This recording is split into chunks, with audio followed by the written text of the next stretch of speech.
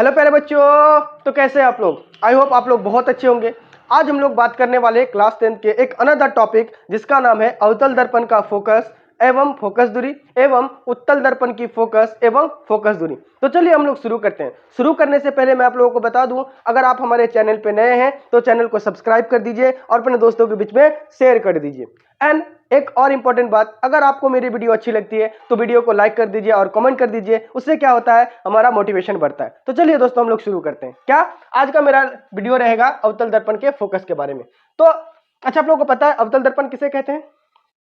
अवतल दर्पण किसे कहते हैं बच्चों, जिसका परावर्तक सतह अंदर की तरफ क्या हो, धसी हुई हो। अंदर की तरफ क्या की हुई हो, धसी हुई हो, उसे हम लोग क्या कहते हैं, अवतल दर्पण कहते हैं।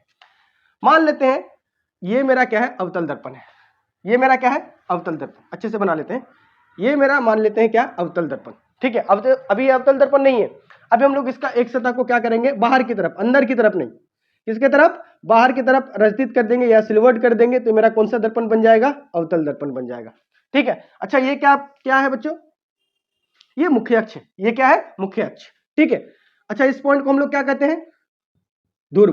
किससे डिनोट करते हैं, पी से। अच्छा, ये मेरा पॉइंट क्या हो जाता है, सी, वक्रता केंद्र। ठीक है। एक इंपॉर्टेंट बात, चाहे दर्पण उत्तल हो चाहे दर्पण अवतल हो, इसका फोकस प्राप्त करने के लिए हम लोग को प्रकाश की किरण को मुख्य अक्ष के समांतर लेना होता है। क्या लेना होता है, मुख्य अक्ष के समांतर। किसको, प्रकाश की किरण को। नोट करके आप लोग लिख लीजिए कि किसी भी दर्पण में फोकस प्राप्त करने के लिए, चाहे दर्पण उत्तल हो चाहे दर्पण अवतल हो, उसमें फोकस प्राप्त करने के लिए हम लोगों को प्रकाश की किरण मुख्य अक्ष के समांतर लेना होता है। क्या लेना होता है, मुख्य अक्ष के समांतर। तो चलिए हम लोग देखते हैं। मान लेते हैं कि ये मेरी प्रकाश किरण मुख्य अक्ष के समांतर आ रही है। मान लेते हैं ये मुख्य अक्ष के समांतर आ रही है। ये कौन सी किरण बच्चों, आपतित किरण। और लाइट के रूल के अनुसार या प्रकाश के रूल के अनुसार ये क्या होगा, टकराएगा। टकराने के बाद क्या होगा बच्चों, रिफ्लेक्ट होगा। क्या होगा, रिफ्लेक्ट होगा। ये प्रकाश किरण मुख्य अक्ष के समांतर यहां पर टकराई, टकराने के बाद क्या हो रही है, ये इस तरफ रिफ्लेक्ट हो रही है। क्या हो रही है, रिफ्लेक्ट हो रही है। किस बिंदु पर टच किया, इस बिंदु पर। इस बिंदु पर, आप इस बिंदु को अच्छे से देखिए। ठीक है। एक और प्रकाशीय किरण लेते हैं। ठीक है, ये आपतित किरण यहां पर टकराया, टकराने के बाद फिर से ये जो पहली प्रकाशीय किरण जहां पर टकराई, टकराने के बाद मुख्य अक्ष के जिस बिंदु पर टकराया, ये दूसरी प्रकाशीय किरण यहां पर आई, टकराएगी। टकराने के बाद इसी बिंदु पर, मुख्य अक्ष के इसी बिंदु पर क्या होगा, टकराते हुए जाएगा। टकराते हुए जाएगा। ठीक है। और हम लोग एक और किरण ले लेते हैं, प्रकाशीय किरण। ये यहीं से होकर जाएगा, यहीं से होकर जाएगा, यहीं से होकर। ठीक है, इस बिंदु पर, इसको हम लोग बोल देते हैं एफ। क्या बोलते हैं, एफ। एक और प्रकाशीय किरण लेते हैं। ठीक है, ये आपतित किरण यहां पर टकराया, टकराने के बाद फिर से क्या होगा, ये इसी बिंदु से होकर जाएगा, इसी पॉइंट से होकर जाएगा। आई बात समझ में, यही तो मेरा फोकस है। यही मेरा क्या है, फोकस। क्या फोकस, मुख्य अक्ष के समांतर। क्या, मुख्य अक्ष के समांतर आने वाली प्रकाशीय किरण परावर्तन के बाद मुख्य अक्ष के जिस बिंदु पर मिलता है, जिस बिंदु पर मिलती है, उसे हम लोग क्या कहते हैं, अवतल दर्पण का फोकस कहते हैं। क्या कहते हैं, अवतल दर्पण का फोकस। मैं आपको बताया पहले कि किसी भी दर्पण का फोकस प्राप्त करने के लिए प्रकाशीय किरण को मुख्य अक्ष के क्या लेना होगा, समांतर लेना होगा। अगर आप समांतर नहीं लेंगे तो आपको फोकस प्राप्त नहीं होगी।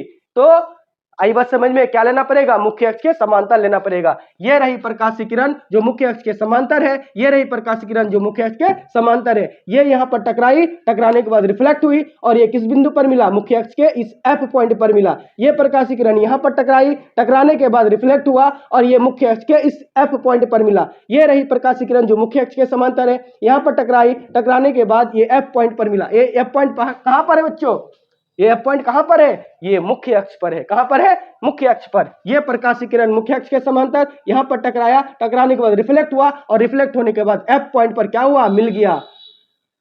ये जितनी भी प्रकाशीय किरण रिफ्लेक्ट हुई, ये रिफ्लेक्ट होने के बाद कहां पर मिला, मुख्य अक्ष के एक बिंदु पर मिला और वहीं पर मेरा क्या बन गया, फोकस बन गया। क्या बन गया, फोकस। इसी वजह से कहा गया कि मुख्य अक्ष के समांतर, अवतल दर्पण के मुख्य अक्ष के समांतर आने वाली प्रकाशीय किरण परावर्तन के बाद मुख्य अक्ष के, किसके, मुख्य अक्ष के जिस बिंदु पर मिलती है, अवतल दर्पण का क्या कहलाता है, फोकस कहलाता है। क्या कहलाता है बच्चों, अवतल दर्पण का फोकस। समझ में आया आप लोगों को, अवतल दर्पण का फोकस किससे कहते हैं, अवतल दर्पण के मुख्य अक्ष के समांतर आने वाली प्रकाशीय किरण परावर्तन के बाद मुख्य अक्ष के जिस बिंदु पर मिलती है, उसे हम लोग क्या कहते हैं, फोकस कहते हैं। या कभी कभी इसको मुख्य फोकस भी कहा जाता है। कोई दिक्कत, कोई प्रॉब्लम, अब हम लोग एक पॉइंट को और देखते हैं। ये मेरा क्या हो गया बच्चों, फोकस, ये मेरा क्या हो गया, फोकस, और ये मेरा क्या हो गया बच्चों, ये मेरा ध्रुव। ये फोकस, ये ध्रुव, इसके बीच की दूरी को हम लोग क्या कहते हैं, फोकस कहते हैं, फोकस दूरी कहते हैं। क्या कहते हैं, फोकस दूरी। याद रखिएगा, फोकस को हम लोग किससे डिनोट करते हैं, कैपिटल एफ से। किससे डिनोट करते हैं, कैपिटल एफ से। किसको, फोकस को, किसको, फोकस को कैपिटल एफ से डिनोट करते हैं। कोई दिक्कत। और ये जो फोकस दूरी किसे कहेंगे,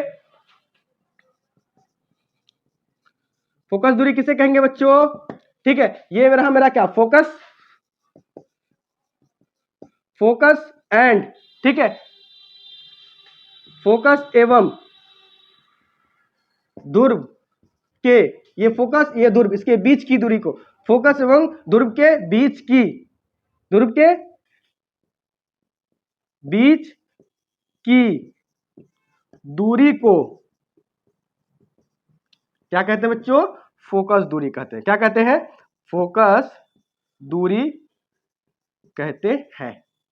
आई बात समझ में, फोकस दूरी किसे कहते हैं, फोकस एवं ध्रुव के बीच की दूरी को हम लोग क्या कहते हैं, फोकस दूरी कहते हैं। कोई दिक्कत, कोई प्रॉब्लम। अच्छा, आप एक बात बताइए कि ये अवतल दर्पण है मेरा, ये अवतल दर्पण में एक प्रॉपर्टी आप लोगों को दिख रही होगी, एक जादू दिख रहा होगा, एक बहुत मजेदार चीज दिख रही होगी। क्या, कि ये जितने भी प्रकाश की किरण आ रही है अवतल दर्पण से टकरा रही है, टकराने के बाद एक ही बिंदु पर जाकर क्या हो रही है, मिल रही है। क्या हो रही है, एक ही बिंदु पर क्या हो रही है, मिल रही है। जितनी भी प्रकाशीय किरण, आप इस वाली प्रकाशीय किरण देखेंगे तो ये जाके कहां पर, एफ पॉइंट पर मिला। ये भी प्रकाशीय किरण, इसको जो देख रहे हैं, ये भी कहां पर मिला, एफ पर मिला। ये जो प्रकाशीय किरण है, ये भी टकराया, टकराने के बाद कहां पर मिला, एफ पर मिला। ये जो प्रकाशीय किरण यहां पर टकराया, टकराने के बाद कहां पर मिला, एफ पर मिला। मतलब अवतल दर्पण में जितनी भी प्रकाशीय किरण होगी, अगर पैरेलल होगा, क्या होगा, पैरेलल होगा, वे टकराने के बाद कहां पर मिलेगा, एक पॉइंट पर मिलेगा। एक पॉइंट पर अभिसरित होगा, क्या होगा, अभिसरित होगा। इसी वजह से बच्चों अवतल दर्पण को अभिसारी दर्पण के नाम से भी जाना जाता है। क्या जाना जाता है, अवतल दर्पण को किस नाम से जाना जाता है, अभिसारी दर्पण के रूप में भी जाना जाता है। और ये आपको बहुत बार पूछा गया कि अवतल दर्पण को किस दर्पण के नाम से जाना जाता है, किस दर्पण के नाम से बच्चों, अभिसारी दर्पण। कौन सा, अभिसारी दर्पण के रूप में।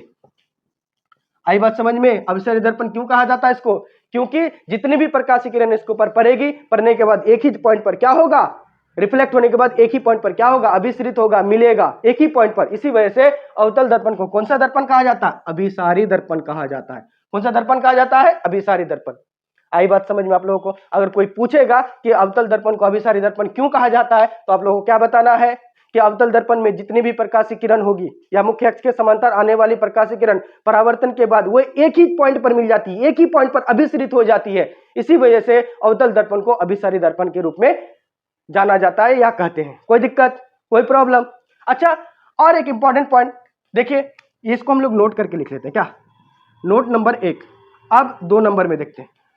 नोट नंबर 2 में हम लोग ये देखते हैं कि ये जो मेरा अवतल दर्पण है, ये अवतल दर्पण में जो फोकस बनता है, ये काल्पनिक होता है या वास्तविक होता है, काल्पनिक होता है या वास्तविक होता है। तो आप लोग को दिख रहा होगा कि ये कैसा होता है, ये वास्तव में मिल रही है। क्या हो रही है, वास्तव में मिल रही है। तो बताइए कैसा होगा, कैसा होगा, फोकस कैसा होगा, अवतल दर्पण का फोकस कैसा होगा बच्चों, कैसा होगा फोकस, कैसा होगा फोकस, वास्तविक होगा। कैसा होगा, वास्तविक। अवतल दर्पण का फोकस कैसा होता है, वास्तविक। ऑब्जेक्टिव क्वेश्चन अगर पूछ ले, बताइए अवतल दर्पण का फोकस क्या होता है, वास्तविक, काल्पनिक, इनमें से ए बी सी, इनमें से कोई नहीं, बता क्या आंसर मानना है आप लोग को, वास्तविक मानना है। क्या मानना है, वास्तविक। क्यों, क्योंकि ये वास्तव में मिल रही है। क्या हो रही है, वास्तव में मिल रही है। कोई दिक्कत। अच्छा, एक बात बताइए, अवतल दर्पण का फोकस दर्पण के आगे बनता है या पीछे बनता है, आगे या पीछे, आगे या पीछे, देखिए बताइए। ये दर्पण का परावर्तक सतह, तो ये इसका आगे का भाग है, ये इसका पीछे का भाग। तो देख के बताइए ना भाई, आगे बनता है। क्या बनता है, आगे बनता है। तो और एक क्वेश्चन बन गया आपका कि बताइए अवतल दर्पण का फोकस दर्पण के आगे बनता है या दर्पण के पीछे बनता है, कहां बनता है, आगे बनता है। कहां बनता है, आगे बनता है। कोई दिक्कत, समझ में आया आप लोगों को कि अवतल दर्पण का फोकस किसे कहते हैं, मुख्य अक्ष के समांतर आने वाली प्रकाशीय किरण परावर्तन के बाद मुख्य अक्ष के जिस बिंदु पर मिलती है उसे हम लोग क्या कहते हैं, अवतल दर्पण का फोकस कहते हैं। अच्छा, अवतल दर्पण का फोकस दूरी क्या कहेंगे, फोकस, क्या, फोकस और ध्रुव के बीच की दूरी को हम लोग क्या कहते हैं, फोकस दूरी कहते हैं। अच्छा, और एक बात, अवतल दर्पण को किस नाम से जाना जाता है? अभिसारी दर्पण के नाम से। किस दर्पण के नाम से? अभिसारी दर्पण के नाम से जाना जाता है। अच्छा, एक बात और एक बात बताइए, अवतल दर्पण का फोकस वास्तविक होता है या काल्पनिक होता है? वास्तविक होता है। क्यों? क्योंकि ये वास्तव में मिल रही है। आगे होता है या पीछे होता है? बच्चों आगे होता है। आई बात समझ में? अगर ये आपको समझ में आ गई है तो आपको उत्तल दर्पण का फोकस समझने में कोई भी प्रॉब्लम नहीं होगा। क्यों नहीं होगा? आप लोग देख लीजिए, क्योंकि इसका जस्ट ऑपोजिट होगा। क्या होगा? जस्ट ऑपोजिट होगा। इसको स्क्रीनशॉट ले लीजिए। तो चलिए अब हम लोग जानते हैं उत्तल दर्पण की फोकस एवं फोकस दूरी के बारे में। अभी हमने जस्ट पढ़ा कि अवतल दर्पण की फोकस क्या होती है एवं फोकस दूरी क्या होती है। मैंने आप लोगों को बताया, चाहे दर्पण उत्तल हो चाहे दर्पण अवतल हो, उसकी फोकस प्राप्त करने के लिए हम लोगों को प्रकाश की किरण को उसकी मुख्य अक्ष के क्या लेना होगा? समांतर लेना होगा। अगर समांतर नहीं लेंगे तो हम लोग को फोकस प्राप्त नहीं होगी। चलिए अब हम लोग देखते हैं उत्तल दर्पण के बारे में। उत्तल दर्पण क्या होता है बच्चों? जिसका परावर्तक सतह क्या होता है? उभरी हुई रहती है। मान लिए कि ये मेरा क्या हो गया? उत्तल दर्पण। ये मेरा क्या हो गया? उत्तल दर्पण। नहीं, अभी ये उत्तल दर्पण नहीं है। इसकी बाहर की सतह या अंदर की सतह, अंदर की सतह क्या करेंगे हम लोग? रजतित करेंगे अंदर की सतह को। ये मेरा क्या हो गया? उत्तल दर्पण। क्या हो गया बच्चों? उत्तल दर्पण हो गया। ठीक है। अच्छा, ये क्या हुआ बच्चों? ये क्या हुआ? ये मेरा मुख्य अक्ष। ये मेरा क्या हो गया? मुख्य अक्ष। इसे हम लोग क्या कहेंगे? इसे कहेंगे सर ध्रुव। अच्छा, इसे हम लोग क्या कहेंगे? अच्छा, एक मिनट। आप लोग बताइए कि उत्तल दर्पण का वक्रता केंद्र दर्पण के आगे या दर्पण के पीछे?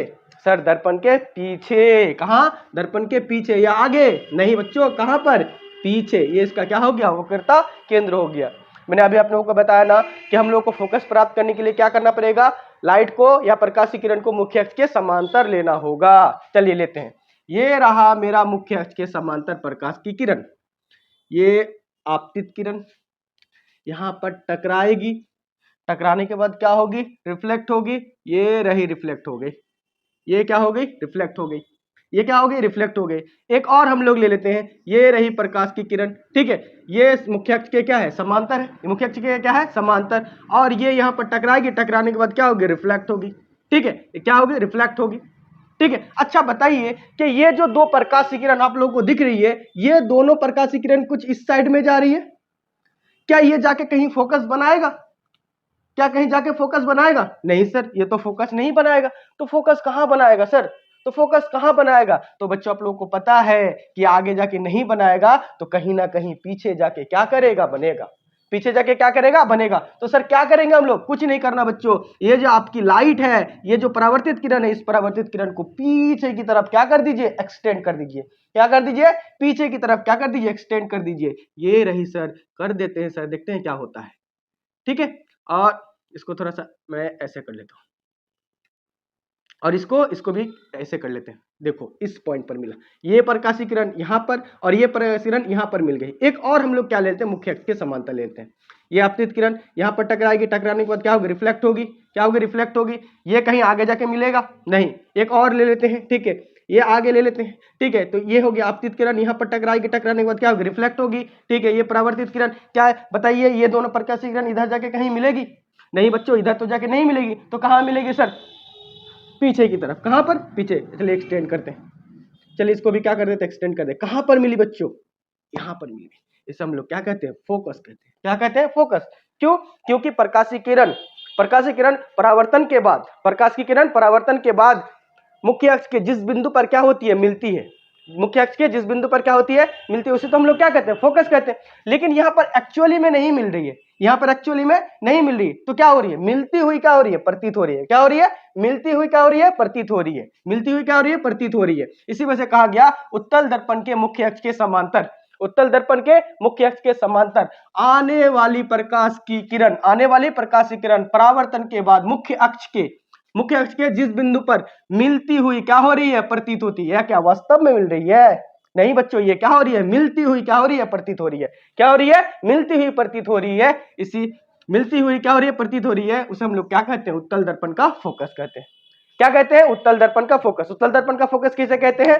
कि मुख्य अक्ष के, उत्तल दर्पण के मुख्य अक्ष के समांतर आने वाली प्रकाशीय किरण परावर्तन के बाद मुख्य अक्ष के जिस बिंदु पर मिलती हुई प्रतीत होती है, उसे हम लोग क्या कहते हैं, उत्तल दर्पण का फोकस कहते हैं। अवतल दर्पण की फोकस किसे कहते थे कि मुख्य अक्ष के समांतर आने वाली प्रकाश किरण परावर्तन के बाद मुख्य अक्ष के जिस बिंदु पर मिलती है, वास्तव में मिलती है, उसे हम लोग क्या कहते थे, उसे हम लोग क्या कहते थे, अवतल दर्पण का फोकस कहते थे। लेकिन उत्तल दर्पण का फोकस में थोड़ा सा डिफरेंस ये क्या है कि ये वास्तव में नहीं मिलती, ये मिलती हुई प्रतीत होती है। क्या होती है, मिलती हुई प्रतीत होती है। आई बात समझ में, ठीक है, कोई चेंजिंग नहीं है, कुछ भी नहीं है, बस थोड़ा सा डिफरेंस है, ठीक है, बस थोड़ा सा डिफरेंस, क्या कि वो मिलती है, ये मिलती हुई क्या होती है, प्रतीत होती है।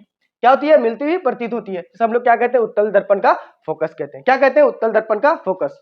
कोई दिक्कत, समझ में आया, ठीक। अच्छा एक बात बताइए, नेक्स्ट पॉइंट देखते हैं। ये जो प्रकाशीय किरण है, ये प्रकाशीय किरण यहां पर टकराई, टकराने के बाद ये कुछ यूं फैल गई, ये प्रकाशीय किरण यहां टकराई, टकराने के बाद कुछ यूं फैल गई, ठीक है। बताइए तो ये दोनों प्रकाशीय किरण एक जगह पे मिलेगा कभी, नहीं, नहीं मिलेगा। ये जो प्रकाशीय किरण यहां पर मिली, सॉरी, ये जो प्रकाशीय किरण यहां पर टकराई, टकराने के बाद क्या हो रही है, रिफ्लेक्ट हो रही है। ये प्रकाशीय किरण यहां पर टकराई, टकराने के बाद क्या हो रही है, रिफ्लेक्ट हो रही है। बताइए तो बच्चों, ये वाली किरण और ये वाली किरण कभी एक दूसरे से मिलेगी, एक दूसरे से मिलेगी क्या, नहीं सर। ये वाली प्रकाशीय किरण, ये वाली प्रकाशीय किरण क्या एक दूसरे से मिलेगी, ये दूसरे से तो नहीं मिलेगी। क्या हो रही है, ये एक दूसरे को क्या कर रही है, फैला रही है। क्या कर रही है, फैला रही है।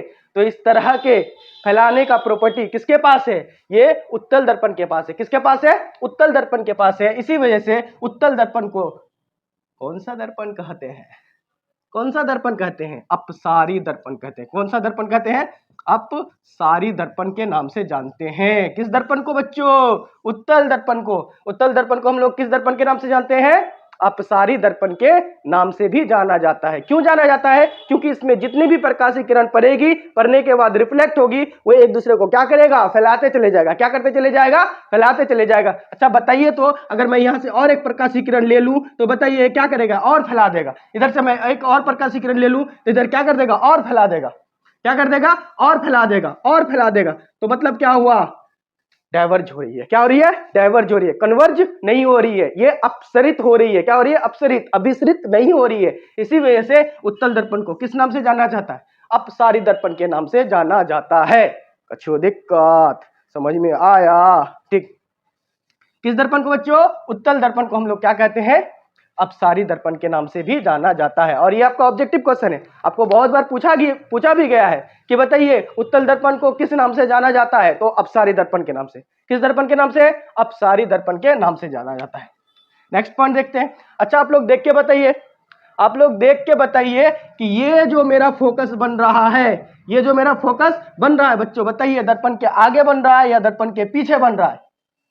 क्या बन रहा है, दर्पण के पीछे बन रहा है। कहां बन रहा है बच्चों, दर्पण के पीछे। अगर दर्पण के कोई भी चीज पीछे बनती है, बताइए ये वास्तविक है या काल्पनिक है, वास्तविक या काल्पनिक।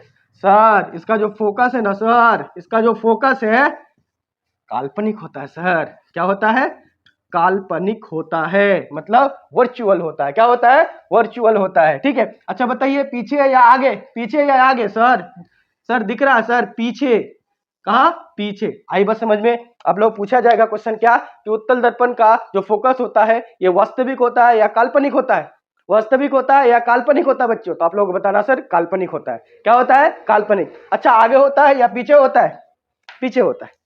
कोई दिक्कत, कोई परेशानी, कोई दिक्कत, चलिए नहीं है तो आप लोग एक बार देख लीजिए, ठीक है। उत्तल दर्पण का फोकस किसे कहते हैं, कि उत्तल दर्पण के मुख्य अक्ष के समांतर आने वाली प्रकाशीय किरण परावर्तन के बाद मुख्य अक्ष के जिस बिंदु पर मिलती हुई प्रतीत होती है, उसे हम लोग क्या कहते हैं, उत्तल दर्पण का फोकस कहते हैं। उत्तल दर्पण को किस नाम से जाना जाता है बच्चों, अपसारी दर्पण के नाम से भी जाना जाता है। अच्छा बताइए इसका जो फोकस बनेगा काल्पनिक या वास्तविक, काल्पनिक। आगे या पीछे, आगे या पीछे सर, पीछे। क्या, पीछे। आई बस समझ में, ठीक है, कोई दिक्कत नहीं। अच्छा एक बात बताइए, अच्छा इसका फोकस दूरी क्या होगा, मैंने अभी आप लोगों को बताया था अवतल दर्पण में, क्या कि ध्रुव तथा फोकस के बीच की दूरी को हम लोग क्या कहते हैं, फोकस दूरी कहते हैं। ये मेरा क्या हो गया, ध्रुव, और ये मेरा क्या हो गया, फोकस। ये मेरा ध्रुव और ये मेरा क्या हो गया, फोकस। इसकी बीच की दूरी को हम लोग क्या कहते हैं, इसकी बीच की दूरी को हम लोग क्या कहते हैं, फोकस दूरी कहते हैं। फोकस दूरी समझ में आया। ध्रुव तथा फोकस के बीच की दूरी को हम लोग क्या कहते हैं, फोकस दूरी कहते हैं। क्या कहते हैं, फोकस दूरी। किसे कहेंगे बच्चों, ध्रुव तथा क्या, फोकस के बीच की दूरी, ठीक है। ध्रुव तथा फोकस के बीच की दूरी को हम लोग क्या कहते हैं, फोकस दूरी कहते हैं। क्या कहते हैं, फोकस दूरी। कोई दिक्कत, कोई प्रॉब्लम? अच्छा, और एक इंपॉर्टेंट बात कि जो फोकस बनता है, चाहे दर्पण उत्तल हो चाहे दर्पण अवतल हो, चाहे दर्पण उत्तल हो चाहे दर्पण क्या हो, अवतल हो, ये फोकस हमेशा हमेशा ध्रुव और वक्रता केंद्र के बीच होगा। क्या होगा? फोकस जो बनेगा, क्या होगा? फोकस जो बनेगा ये ध्रुव तथा वक्रता केंद्र के बीच होगा। कहाँ होगा? बीच होगा। चाहे दर्पण उत्तल हो चाहे दर्पण अवतल हो, उससे कोई फर्क नहीं पड़ता है। ये फोकस हमेशा किसके किसके बीच बनेगा? ध्रुव और वक्रता केंद्र के बीच में बनेगा। कोई दिक्कत, कोई प्रॉब्लम? चलिए बच्चों, अगर आप लोगों को कोई प्रॉब्लम नहीं है तो आज का लेक्चर हम लोग यहीं पर रखते हैं। मिलते हैं फिर अगले क्लास के लिए, तब तक के लिए ओवर एंड आउट।